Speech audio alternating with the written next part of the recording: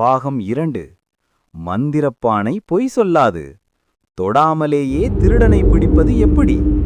தெனாலிராமனின் master plan. மறைந்திருக்கும் master திட்டம் என்ன? வாருங்கள் நண்பர்களே, பார்ப்போம். மந்திரப்பானையின் யுக்தி. அரங்கில் எல்லோரும் கூடியிருந்தனர். தெனாலிராமன் ஒரு பெரிய கருப்பு மண்பானையை கொண்டு வந்தார். இந்த பானை மந்திரப்பானை. திருடன் இதை தொட்டால் கையில் கருப்பு மை படியும் என்றார். அனைவரும் பயந்து ஒருவருக்கொருவர் பார்த்தனர். ஒருவராக ஒருவர் கையை உள்ளே வைத்தனர். ஆனால் யாருக்கும் மையில்லை. அரசர் கோபம். ராமா, இது என்ன நாடகம்? தெனாலிராமன் அமைதியாக, மன்னா, எல்லோரும் கைகளை உயர்த்துங்கள். அனைவரின் கைகளும் சுத்தம். ஆனால் ஒரு காவலரின் கை மட்டும் இன்னும் சுத்தமாக இருந்தது. ஏன் தெரியுமா? அவன் பயந்து பானையை தொட்டதே இல்லை. அவன் நடுங்கினார்.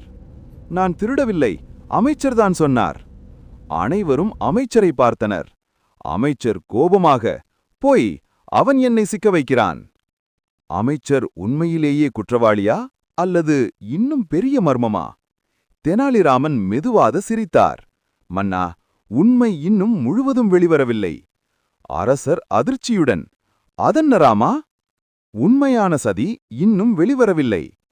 பார்ட் 3ல் யார் யாரை ஏமாற்றினார்கள் தெரியவரும். தொடர்ந்து சப்ஸ்கிரைப் செய்து காத்திருங்கள் நண்பர்களே.